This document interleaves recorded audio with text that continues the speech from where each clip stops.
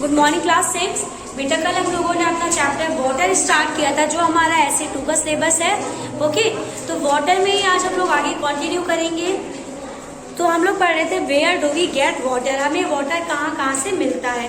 ठीक है, जिसमें हम लोगों ने पढ़ लिया था हैंडपंप से मिलता है, लेक, रिवर, ये सब हम लोग कल पढ़ चुके थे। ओके, उसके आगे पढ़ते हैं। Some others might say we get water from the tap. सब लोग, काफी लोग बोलते हैं कि हम लोग को पानी कहाँ से मिलता है, नल से मिलता है, जो टैप होते हैं हमारे घर में। लेकिन उन टैप्स में वाटर कहाँ से आता है वो हम लोग पढ़ेंगे। Have you ever wondered where water in the taps come from? क्या आपने कभी सोचा है उन टैप्स में वाटर कहाँ से आता है? So water that we get from the tap is also drawn from a lake और अ रिवर और अ वेल। तो जो भी हम लोग को टैप में हम लोग पानी आता है वो कहाँ से आ रहा है? या तो अंडरग्राउंड वाटर आ रहा है, या तो रिवर से, या फिर लेक से आ रहा है। ठीक है, पाइप से वो कनेक्टेड है और वो सारा इससे कनेक्ट होके टैप के द्वारा हमारे घर तक आता है। It is then supplied through the network of pipes. या तो वो रिवर से, लेक या फिर वेल से, नेटवर्क ऑफ पाइप मतलब पाइप के थ्रू हमारे टैप्स में हमारे घर तक आता है। Okay, each of us may be getting water into our home in different ways. सब लोग क्या अलग अलग वेज से पानी आता है। किसी के यहाँ हैंड पंप लगा है, किसी के यहाँ उस वाटर उससे आ रहा है। गांव में चले जाओ तो हम लोग कहाँ से ले रहे हैं वाटर? वेल से भी ले रहे हैं, कुएं से भी ले रहे हैं, रिवर से भी ले आते हैं। Okay, but finally all of us gate water from the same source. लेकिन सब लोग को वाटर कौन से सोर्स से मिल रहा है? या तो पॉन्ड से, या तो लेक से, या तो रिवर से, या फिर वेल से। Okay, we have discussed some of the source of water. Where does the water come from to fill these pond, river and wells? अब ये pond, river, wells, इन सब में पानी कहाँ से आता है? तो इन सब में पानी आता है रेन से। ठीक है, जब बारिश होती है तो इन सब में पानी क्या होता है? कलेक्ट हो जाता है, जिसको हम लोग यूज करते हैं। So, would you want to imagine a day in your life when the water supply through taps is not available? तो आप लोग कभी कभी सोचते हो कि जब आपके घर में लाइट चली जाती है और 2 दिन ना आए तो पानी एकदम खत्म हो जाता है, तब आप लोग को कितनी प्रॉब्लम फेस करनी पड़ती है। तो बूझो वही सोच रहा है, अगर 1-2 दिन हमारे घर में वाटर सप्लाई बंद हो जाए तो हम लोग का क्या होगा। So you have to fetch it yourself from a far away place. तो आपको क्या करना पड़ेगा? आपको कहीं दूर जाके, अगर आपके घर के आसपास कहीं हैंड पंप लगा है, वहां से जाके पानी लाना पड़ता है। ओके, लेकिन would you use same amount of water as other many days? लेकिन तब हम लोग उतना पानी यूज नहीं करते हैं जितना हम लोग हमेशा यूज करते हैं। अगर हम लोग हमेशा 2 बाल्टी में नहाते हैं तो जब पानी नहीं आएगा तो हम लोग आधी बाल्टी में ही नहा के खत्म कर देंगे। लेकिन ऐसे हम लोग के पास जितना एक्स्ट्रा पानी होता है हम लोग उतना वेस्ट करते हैं। और अगर हम लोग को कभी जरूरत पड़ती है, जैसे हम लोग के यहाँ लाइट चली गई और वाटर नहीं है, और अगर हम लोग को किसी और के यहाँ से मांगना पड़ रहा है वाटर, तो हम लोग क्या करते हैं? पानी को उतना यूज नहीं करते हैं जितना हमेशा करते हैं। ओके, फिर do you know that about 2/3 of earth is covered with water? हमारी अर्थ, जो अर्थ है उसका 2/3 जो हिस्सा है वो किससे भरा हुआ है? वाटर से। Okay, so most of this water is in ocean and sea. लेकिन बहुत ज्यादा, ये जो 2/3 भाग है उसका बहुत सारा पार्ट क्या है? ओशियन और सी है, जो पीने लायक पानी नहीं है, क्योंकि वहां का पानी कैसा होता है? बहुत ज्यादा सॉल्टी होता है, खारा होता है। फिर the water in the ocean and sea has many salt dissolve in it. The water is saline. तो जो इस ओशियन और सी का वाटर होता है वो कैसा होता है? सेलाइन होता है। क्या वर्ड दिया गया है सॉल्टी वाटर को? सेलाइन। ओके, ओशियन और सी का वाटर कैसा होता है? सेलाइन वाटर होता है। फिर so it is not fit for drinking and other domestic, agricultural and industrial need. तो वो जो सेलाइन वाटर है वो हमारी ड्रिंकिंग के लिए फिट नहीं है, ना ही वो हमारे एग्रीकल्चर के लिए फिट है। You might have heard the famous lines of the poem Rhyme of the Ancient Marine written by S.T. Collins in 1798, Water, water everywhere, nor any drop to drink. तो जो ये इन्होंने पोयम लिखी थी वो क्या है? वो क्या बोल रहा है? वाटर वाटर एवरीवेयर, मतलब पानी हर जगह है, लेकिन फिर भी कैसा है? पीने वाला नहीं है। अब ओशियन और सी में कितना सारा पानी है, ठीक है, हमारी रिवर भी सूखती जा रही है, लेकिन ओशियन सी में बहुत ज्यादा पानी है, लेकिन कैसा है? वो हम लोग पी नहीं सकते हैं। फिर here the poet has described the plight of sailor on a ship lost in the ocean. तो यहाँ पे वो जो पोएट है वो किसके बारे में बात कर रहा है? कोई एक शिप है जो ओशियन में खो गई है, तो उसको अगर भूख या प्यास लगेगी तो उसके आसपास पानी ही पानी है, लेकिन वो उसको पी नहीं सकते हैं। तो वही वो बोल रहा है, water water everywhere but not any drop to drink. हर जगह हमारे आसपास चारों तरफ, अगर वो सी में खोया है मतलब उसके आसपास हर जगह पानी है, लेकिन तब भी उसके पास पीने वाला पानी नहीं है। Okay, yet ocean play an important role in supplying the water that we use. Do you find this surprising? लेकिन फिर भी ओशियन क्या करता है? एक बहुत ही इम्पोर्टेंट रोल प्ले करता है हम लोग के पीने वाले पानी में को लाने में। तो कैसे, वही पढ़ेंगे। After all the water that we use is not सैल्टी।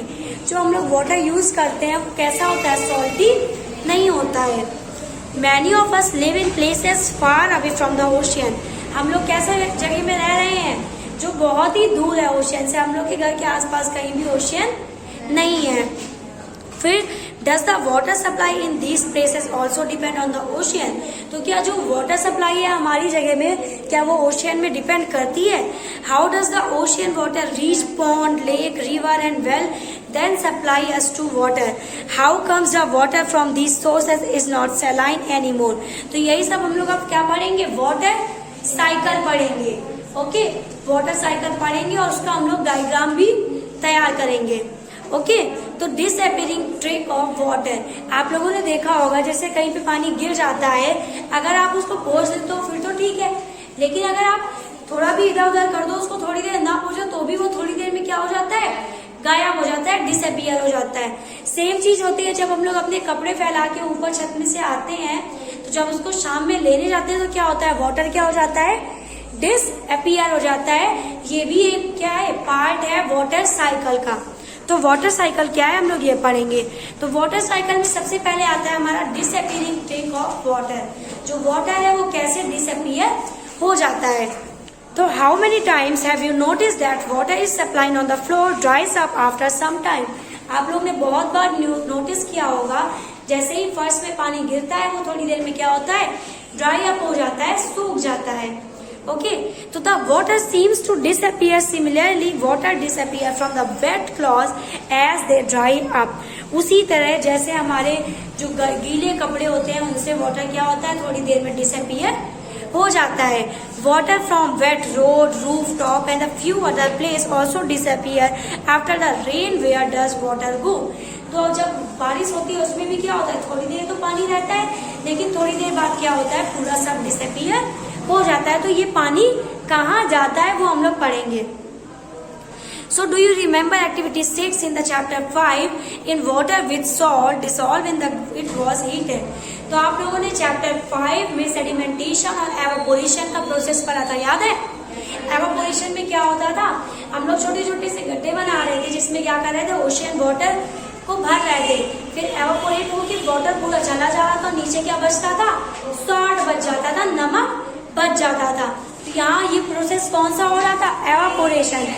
वही एवापोरेशन होता है जब हम लोग पानी, जो पानी भरा होता है वो एवापोरेट होकर क्या कर जाता है?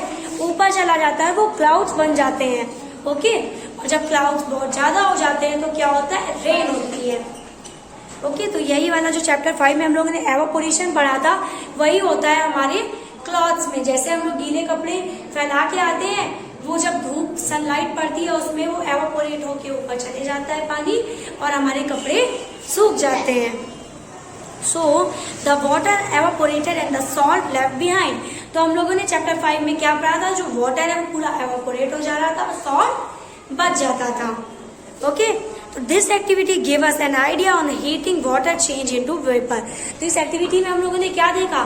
जैसे ही कोई चीज हीट होती है तो उसका वाटर किस में चेंज हो जाता है? वेपर्स में चेंज हो जाता है। जैसे कि हम लोगों ने चाय देखा है, जब उसको हम लोग गर्म करते हैं और अगर उसके ऊपर कुछ ढक दे तो जो प्लेट होती है उसमें आप लोग क्या देखते हो?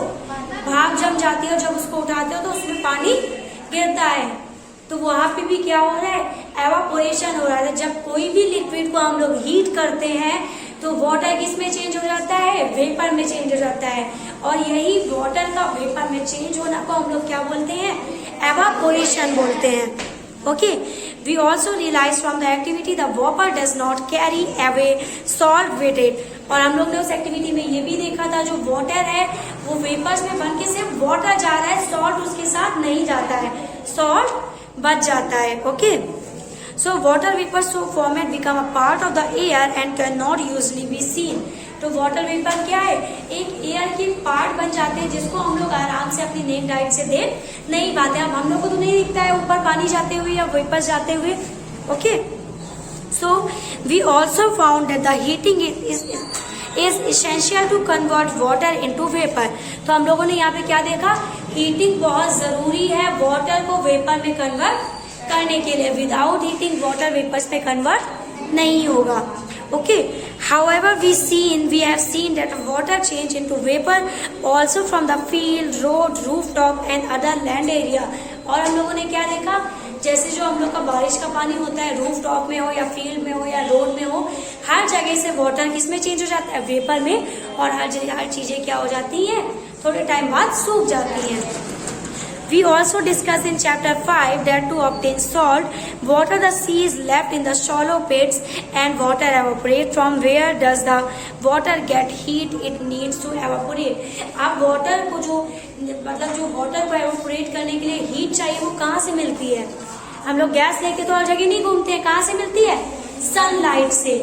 हर चीज को हीट कहाँ से मिल रही है, सन से मिल रही है. ओके, सूरज की रोशनी से मिलती है. सो इसके आगे वाला टॉपिक हम लोग नेक्स्ट क्लास में कंटिन्यू करेंगे. Okay, thank you class.